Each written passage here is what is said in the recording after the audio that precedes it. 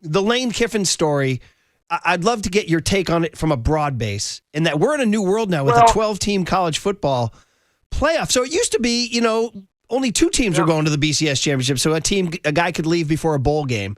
And then they went to 4, and now we're at 12. So now you're going to have this problem where 12 teams are going to the playoffs. So what's your take? Well, I think what has to happen is the governing body needs to grow a pair and step up and say, look, this is how we're going to do things. The NFL does it. Okay, and I agree with what Nick Saban put out the other day. They need to fix this, and they just set it up some way, somehow, that you can't do these things until after a certain date. Okay, this madness starts near the end of the season. It doesn't start when the season's over. It starts during the season as it's ending.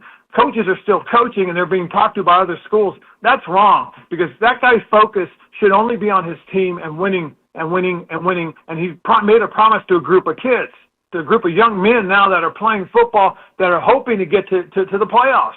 So I think that's wrong. And so I would love to see somebody come out there and decide, okay, this is what we're going to do. We're going to this is what I think. I'm going to tell you what I think. The season should start the last 2 weeks of August. That way the season ends a little sooner, okay?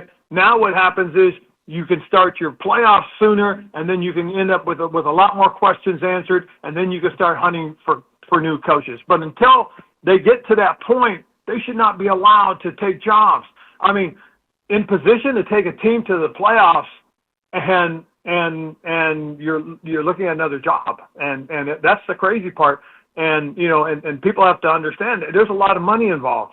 To sign a guy after you just fired a guy and you're going to pay this guy $1 gazillion, now you're going to pay somebody else $1 gazillion. That's tough. That really is. That's a hard financial move there.